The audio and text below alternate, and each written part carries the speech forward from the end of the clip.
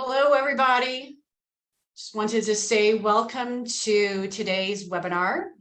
Today's webinar is going to be on origins of obesity and a non-biased view. And today, Dr. Jamie Lee is actually going to be doing this presentation for us. We're going to be here for about 30 minutes. We are recording live today. So with that, you're only going to be seeing our screens going back and forth. And towards the end, we will actually stop the recordings and open up for a question period. So as you go, please feel free to type down in the bottom of your Zoom, if you have that ability there, to type us any questions as we're going through this presentation.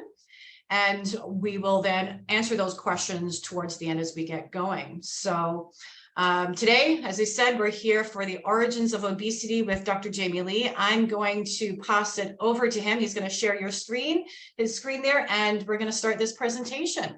Welcome, guys.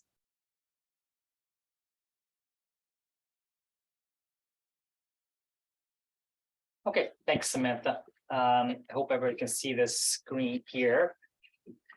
So thanks for joining us tonight. And so another night of our wellness kind of clinics in the community here.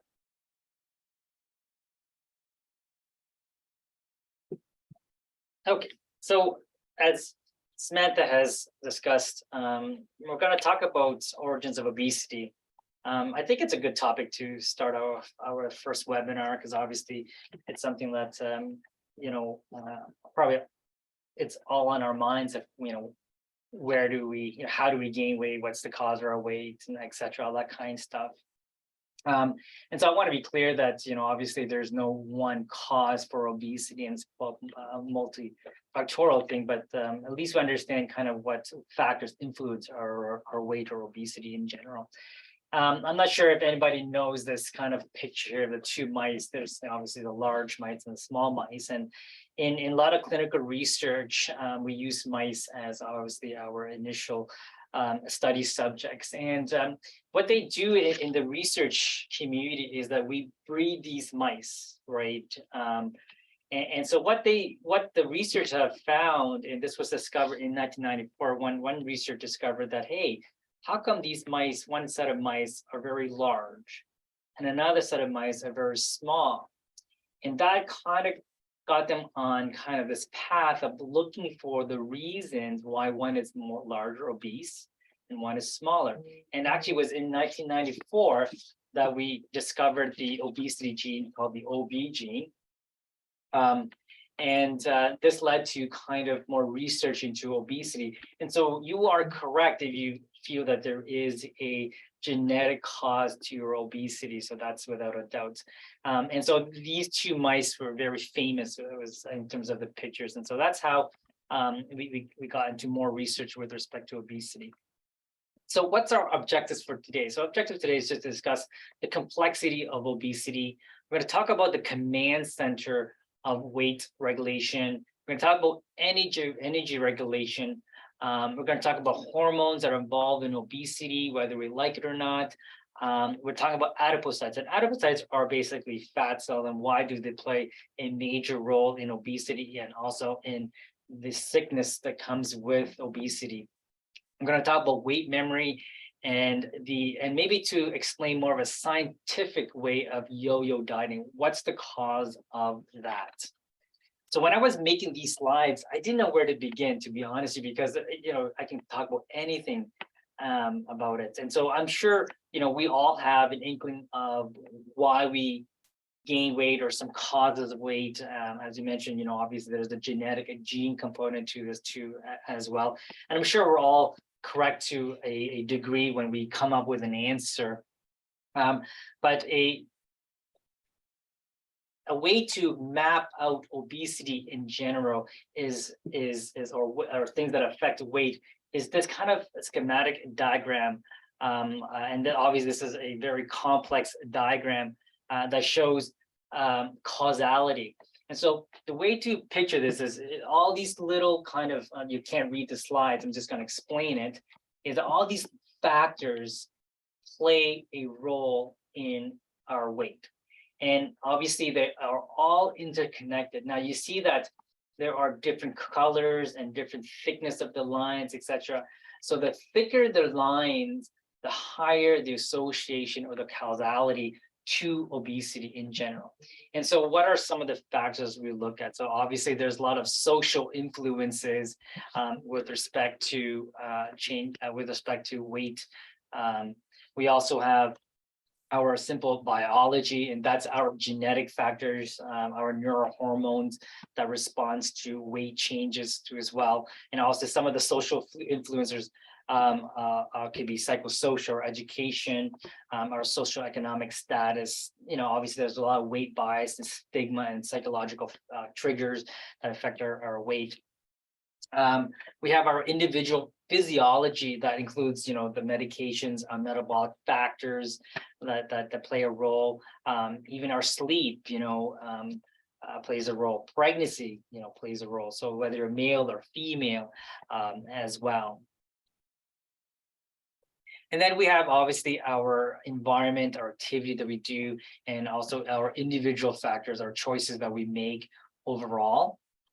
And one of the important things is also our food intake, but more importantly, you see how big the circles are for food production. Unfortunately, the food that we are eating now, a lot of it is packaged, a lot of it is processed, and it's not nutrient dense anymore compared to back in the 50s or 40s, and when our parents or maybe grandparents were alive. Food is about 1/3 nutritionally dense as before. So there are a lot of factors that influence our weight. So it's hard to pinpoint one thing. And so when we start to manage weight, we have to start to at least manage a few different disciplines overall. When it comes to body weight regulation, this is predominantly hormonal in nature. And so when we look at where the body weight regulation occurs, well, it's a communication between multiple areas of the body. The command center typically is in our hypothalamus in the brain. And so if you look at the, let's see here, the brain, we have the red dot and we have the blue dot. And so the blue dot is the hypothalamus, right? And that's where the homeostatic, and homeostatic means the balance of energy regulation and expenditure, right?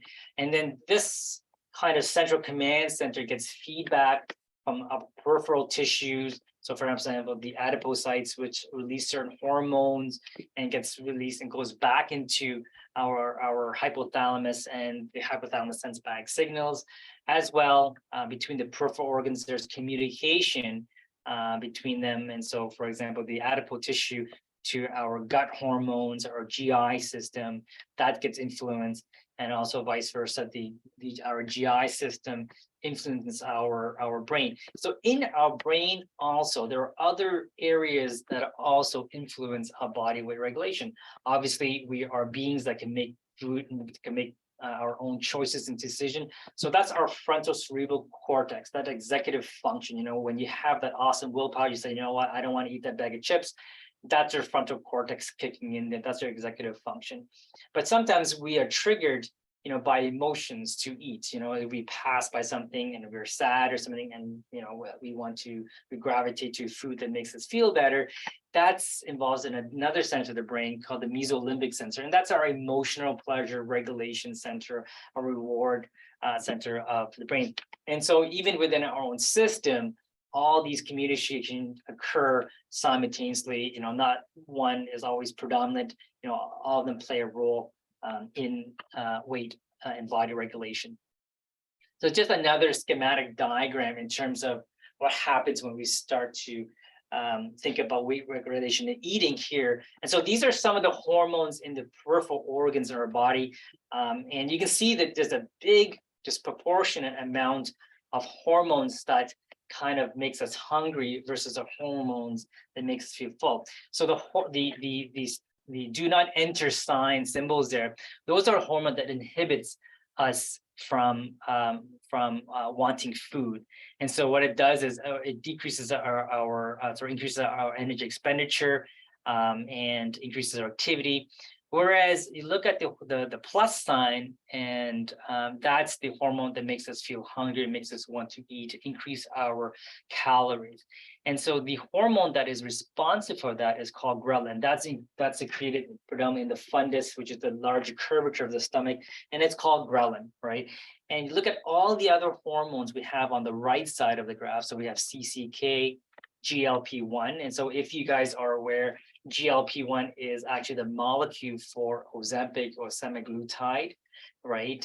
So that's what we're using as a medication to help curb appetite and hunger. So that hormone is actually secreted in the small intestine. So as you start eating, this hormone gets secreted to say that, you know, we're getting full, right? Other hormones is OXM, PYY, these are just acronyms. Insulin is a hormone that makes you feel full. Amylin is being studied right now, and we'll see amylin as a medication. It's in a phase 3 trial at this point. And so we'll see it combined with other medications down the road. And leptin is probably one of the biggest hormone, the most important hormone to make us feel full. And it's secreted by our fat cells. Now that's why fat cells are very important actually in our system. So the more fat cells you have, the more the leptin is secreted to say, hey, you're full, right? And remember, fat cells are a store of energy for our body. So these are the major hormones that play a role in our regulation. So as I discussed earlier, ghrelin, that's secreted predominantly in the fundus of the stomach. And if there's a rise in ghrelin, what happens is that we get more hungry. And so as you start to, after you finish eating a meal, this hormone starts to increase over time too as well. And so there's people that do gastric bypass or gastric sleeve. And as you can imagine, when you do that, the hormone actually drops down. But after several months, actually, the body starts to adapt and the ghrelin starts to actually increase. And so even those patients who undergo bariatric surgery still have to contend with some of these hormones down the road, although it does work in the beginning. And also they have a mechanical restriction to eating. So it kind of hurts them to eat a full meal. And so you eat less too as well, and you get full more quickly. And leptin is the main hormone that is secreted by the white fat cells that makes us feel full or satiety. And this level starts to decline as we start to lose weights. And so this is this counter-regulatory hormone, because remember, weight loss, any attempt for weight loss, what happens is you're breaking the homeostasis. So the body doesn't like that, right? And so it tries to prevent you from losing weight. And so it will decrease the amount of leptin. So that means you'll feel more hungry. And simultaneously, as you're starting to lose weight, our ghrelin hormone starts to increase as well. So it makes us feel full. So you have this big delta gap of, you know, wanting to eat, you know, but over time, these hormones do plateau. There are some slides down the road which I will show how we start to adapt to weight loss over time, over several months and whatnot. So GLP-1, I put it there because we use it as a medication, and a lot of our patients are on it. And so it is exogenous, but it's based on an endogenous, means the hormone is in our system. We just give you a little more. And in our clinics, you guys know that we use very little doses, and it has fairly marked effects on appetite and hungers and craving as well. So GLP-1 actually stands for glucagon-like protein. And so I do want to spend a little bit of time on adipose tissue. And a lot of times we think about our fat cells that we can pinch. So these are adipose tissue, the peripheral fat, the white fat. So there's two types of fat cells, right? There's brown fat cells, which has a higher, it burns more calories. These white adipose tissue are inert, so they don't burn any calories per se. And so brown fat, basically, we have a lot more as a child, as an infant. And as we get older, we lose some of this brown fat as we develop more adipose tissue. You know, we're able to clothe ourselves. And the reason they're brown is they have a lot of mitochondria. Mitochondria are organelles and cells that produce energy. So the more you have of those, the more energy produced, and also the more calories you'll burn. And so the more brown fat you have, you can burn more calories. Now you actually can manipulate the body to increase fat and brown fat cells, but obviously it's not a effective way of losing weight, right? But the reason why I put this slide up is because I wanted to demonstrate that adipose tissue, white fat cells, are not inert. They release a lot of hormones aside from leptin, and a lot of these hormones, unfortunately, do us a lot more harm than good. Obviously, leptin is a good hormone, meaning that it makes us feel full, right? And the other one called adiponectin, it's kind of at about 1 o'clock, the one on the brown, and that's the hormone that is involved in insulin resistance. So the more adiponectin you have, the better your insulin resistance. So as we actually gain weight, we have actually less adiponectin, and we have increased insulin resistance. And to be honest, the biggest organ in our body that is an endocrine organ is actually our adipose tissue. You can see how much adipose tissue we have, in terms of your peripheral fat. They're always constantly releasing hormone. All these other interleukins, you see the restindin, the tumor necrosis factor. Also, we have estrogen as well, right? And so there is a correlation between your body fat percentage and your estrogen level, and hence there's a risk factor with obesity and breast cancer too as well, right? And so these hormones obviously do come with consequences. Apelin, vispan, all these hormones are detrimental to the body. They tend to create inflammation, or they're involved in insulin resistance. For example, resistin is involved in insulin resistance in the body. And so don't take light of our adipose tissue. It is important for survival, meaning that obviously there's lots of hormones that are needed with fat. So for example, our stress hormones like cortisol, our estrogen, they're all made from fat cells, which actually have cholesterol in them. And so that's why they are important. So fat is important, but excess amount of adipose tissue actually does harm our body. So it's not inert. So that's kind of one of the driving messages I want to point out tonight. So let's talk about energy regulation, and that's important. We always think about energy as the calories we eat and whatnot. It's actually a lot more complicated than just the calorie. But I think there's a lot of proponents that tell us not to count calories, and that's not. And I think it's a noble thought, but I think it's important for us to know, the calorie density of food, and also, how nutrient dense per calorie you're getting to as well. So I think you do need to have some understanding, or at least a gestalt about the calories that you're consuming, the calories you're burning, so that you can understand, oh, hey, maybe I can eat less of this and more of that to balance out my energy. Because from day to day, this ebbs and flows in terms of your energy regulation. Your sleep affects your energy regulation as well. And so the most important thing you want to understand is that calories, not all calories are the same, obviously. Some are more nutrient dense. So calorie just basically is an energy unit that we use, right?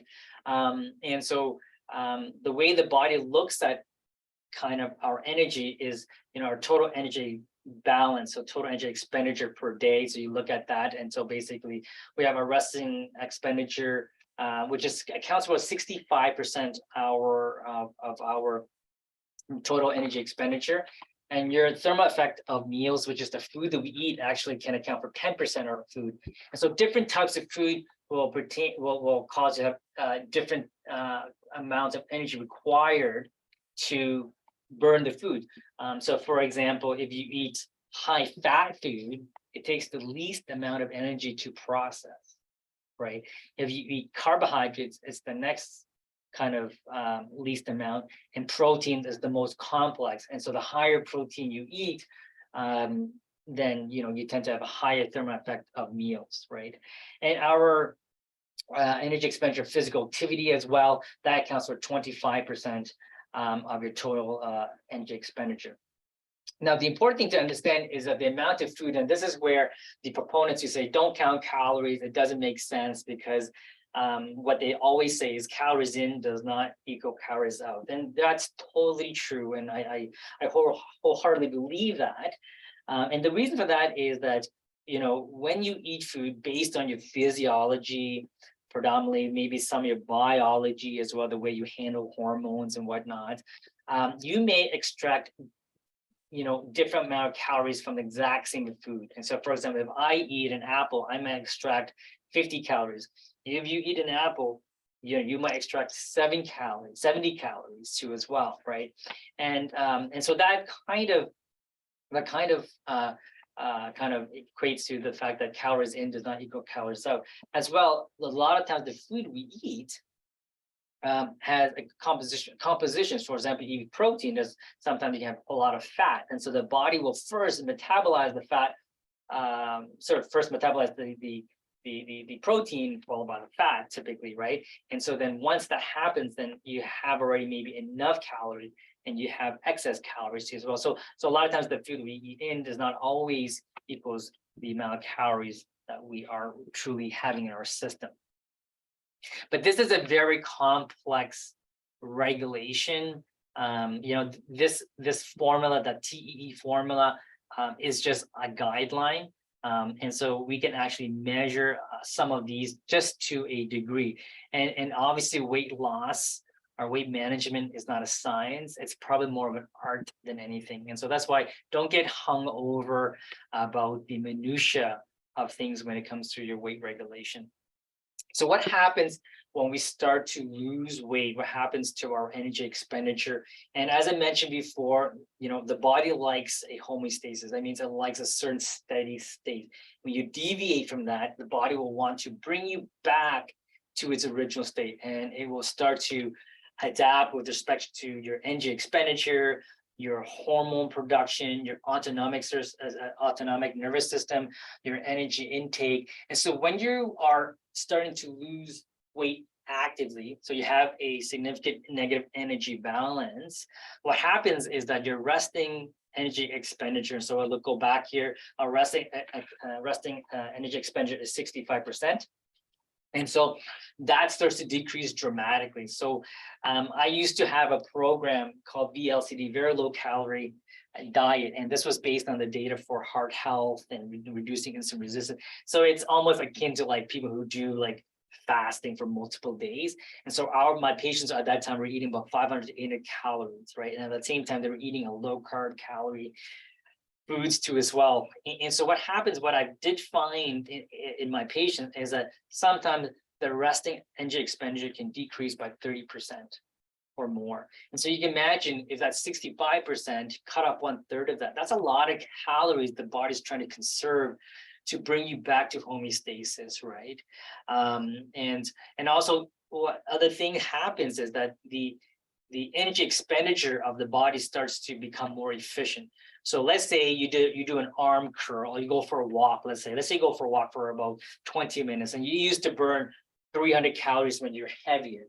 As you start to lose weight, one thing is that the muscle contraction required, the energy required to cause a muscle contraction starts to decrease. So you become more efficient. Now, part of that is because as you start to lose weight, you're not carrying as much weight. So the amount of tension in muscle is not the same. And so the amount of energy is not required, but actually the amount of energy efficiency used, just like a battery, the efficiency of a battery, that starts to get better. So you require less energy. And so the body's really trying to conserve energy. Other things that happen, your other endocrine system starts to react to your active weight loss. And so your thyroid function starts to decrease. And so we know for sure that patients' thyroid hormone starts to decrease to conserve energy. Your leptin starts to decrease. Your cortisol starts to increase. The cortisol is a stress hormone, right? And so what happens is obviously, as I mentioned, losing weight is a stressful state, right? And growth hormone makes you want to eat to bring back to as well, right? And so all this leads to kind of more hunger, early satiation, and so that means you're getting full more quickly. And so the goal of the body is to bring you back to where you were. And so what you're really doing is fighting your body system to maintain its current weight status. So that's active weight loss. As you start to lose weight and you're done weight and you're stable, and so the body starts to kind of release off the brakes a little bit. So your resting energy expenditure starts to increase again. Your non-resting expenditure, that's your activity levels and stuff like that, that starts to increase as well. All the neuroendocrine hormones, your thyroid starts to improve a little bit. Your kind of satiety hormone starts to level off. And so it gets better, but it never goes back to the exact same. And so that's why it is so hard for us to maintain your weight. That's why I always tell all my patients that this is something that you will continue to work on for the rest of your life, but it doesn't mean that you have to put the same amount of effort as you do when you're active losing weight. So it is a lot easier to maintain your weight than to have active weight loss, actually. And then the more weight loss you have to lose, and the more weight you lose, the more the body pushes the back to as well, right? So that's important to know. So the amount of weight loss. So this is a study, a 10-week study on weight loss, and what they're looking at is actually how the hormone starts to change as we are starting to lose weight. And so they did a 10-week of weight loss, and they followed these patients for a year, and they start drawing these blood, right, all through the time frame. So you see here, so our vertical axis is our weight loss, and our horizontal axis and the graphs are our time. And on the right graph, we have here the different types of hormone. And so the vertical axis of the hormones are concentration, and this is, and the bottom axis is how much after a meal. And so there are three different lines. So the black line with the dots are a baseline line. Our 10-week line after you lost the weight is our blue open square, and our triangle is at week 62, right? So 1 year right after our 10-week weight loss. So what happens to our patients? So look, you see here, you look back at the left graph here. So the patients were successful in losing weight. They went from maybe 97 kilograms to maybe 83 kilograms. And you start to see over time, over 1 year, your weight starts to increase again, right? So unfortunately, that does happen over time, but obviously there's lots of tools that we can implement in order to curb that weight gain too as well, right?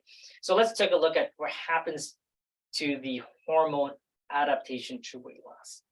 And so I mentioned ghrelin is that hunger hormone, amylin, CCK, and peptide YY. These are hormones that are secreted to make us feel full after we start eating, right? And so as you start to lose weight, so let's look at the baseline function. So that's the black square. So let's look at graph A. And so we look at graph A here. I think you guys can see my arrow here. But what you see is as you start to lose weight, right? So this is our baseline, okay? And these are just different time points through the year here. Sorry, this is our baseline. So as you start to lose weight here, you see that the hormone starts to decrease. So this is their baseline after a meal, right? So after a meal, you start to increase your hormone here. So this is 240 minutes after a meal. And so it starts to increase to make you feel hungry to eat for your next meal, okay? And so this is what happens to your hormone at 10 weeks. So you look at the blue line, so after a meal. So you see that the overall, as you start to lose more and more weight, so the ghrelin here starts to increase. So remember, increase in ghrelin causes increase in appetite, makes you hungry. And so this is obviously after meals. And so after you've lost your weight after 10 weeks, the amount of ghrelin in your bloodstream is higher than your baseline, which is your black line. So you're going to feel more hungry, or you want to eat more. But after a while, if you're able to maintain your weight loss, what we see is that at the 62 weeks, the triangle, it starts to come down, but it does not go back to your baseline, which is our black. So this is what happens with adaptation. As you start to lose weight, your hormone starts to change. As you plateau and you maintain, and this is even after a year, right? You do not go back to your baseline. So the body will always continue to go back to its original weight. And this is why we say there is something called memory weight. And it's really a hormonal adaptation to weight loss. In a very similar fashion, we have amylin, CCK, and polypeptide Y. So the higher the amylin, the higher the CCK, the higher the peptide Y, the more full we feel. So if you have higher amounts of these hormones, then basically you're going to feel more full more quickly. But as you can see, as you start to lose weight at 10 weeks, which is the blue line, at 52 weeks, at the triangle, the brown line, it starts to decrease. And again, it does not go back to baseline, which is at the higher level. So massive hormonal adaptation. Now, this is just one example of some of the hormones. There's lots of other hormones as well. For example, is your thyroid, your leptin, adiponectin, which is insulin resistance. All these hormones have a very similar pattern of adaptation. So one of the last things I actually want to bring up is a gut microbiome. Everybody's heard of that gut feeling. Where does that come from? Well, there's something called the vagus nerve. The vagus nerve is a nerve that is from the brainstem, goes into our gut, and that vagus nerve is predominantly affects our organs on the inside. And so it's, as you can imagine, it's kind of extensions go into our GI system, and that's why sometimes we have this gut feeling sometimes, and that's my best explanation for that. But what's important about the gut microbiome is that that's the last area in our small intestine, predominantly large intestine, that the food gets processed. And so there's lots of studies out there that looked at our gut microbiome. And so everybody's gut microbiome is totally different. It's basically another fingerprint of yourself. So my gut microbiome is going to be different from Samantha. It's going to be different from my kids, my wife, etc. So we can actually identify you based on your gut microbiome pattern, what's termed bugs. And remember, there's trillions of bacteria in our gut, and so they do play a very important role in our immune system, in our metabolism, and producing neurotransmitters such as serotonin, producing vitamins such as vitamin K and B vitamins that are involved in what we call short chain fatty acids that can be used as nutrient source for the body. It plays an important role in prevention of chronic diseases. They affect our free radicals, or what we call, reactive oxygen species that cause damage.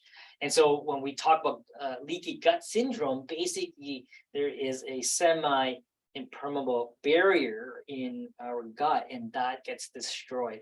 And so basically some of these molecules or macromolecules is deemed foreign to the body, and the body creates an autoimmune response. And so there's a lot of conditions that are related to our gut from an autoimmune perspective, and we feel sometimes a majority nowadays of the autoimmune diseases are relating to the gut. And so and the way they figured out how these gut microbiome affect the weight is that they did this really cool study. They took an individual who's obese, and then they took an individual who was lean. And what they did was that they did fecal transplant. So they took fecal matter from the lean individual, and they wiped out all the gut microbiome from the obese individual. And they transplanted, and we do this actually for treatment for C. diff, by the way. And we take the fecal from the lean individual, put it into the obese individual after we destroyed their gut microbiome. And the way you destroy your gut microbiome is you give them antibiotics, right? And so that's what happens. That's why we get the C. diff problem and stuff like that. There's just an overpopulation of C. diff. Now, we all have C. diff in our system, and basically you have an overgrowth or predominance of C. diff, right? And so and that's all they did for the study, and they observed them and they let them eat their regular meals. And long behold, the people who got the fecal transplant lost weight without doing anything, and it was statistically significant. And so your gut microbiome is very important in actually your weight and metabolism as well. And the way you foster a good gut microbiome is eating lots of vegetables, high fiber food, and that kind of feeds the good bacteria. And so there is basically a proportion or ratio the types of bacteria that you need in order to have good gut microbiome. And that's kind of so it's very important for us to think about our gut microbiome as a source of food metabolism as well. So that really concludes kind of some of the causes. So as I mentioned earlier, just to summarize, this is a very complex topic in terms of when we talk about obesity, the origins of obesity. And obviously there's no one cause. So we have the genetic cause, our own physiology, the food processing, our own psychosocial environment, and also our gut microbiome. And these systems don't work in silos. There's lots of communications from the peripheral to our central nervous system, and our central nervous system is the where the true regulation occurs. So that concludes my presentation. Hopefully I was able to convey to you guys that weight management, weight regulation is very complex. And so when you don't get it right, there's a good reason for that, but don't stop trying, because obviously, as you continue to try to manage your weight, you will succeed at some point. So that concludes my presentation. I'll be happy to take any questions from people. Hi guys, so if you have any questions, feel free to just pop it down below on your screen. Right, whatever it needs to be. You can ask about brown fat, you can ask about ghrelin, the hunger hormone, ask about your own situation. You do have the opportunity to do anonymous in there, but I'm actually going to stop the recording now, but keep online with you guys, and we can answer some of these questions as you get going. So are you sure?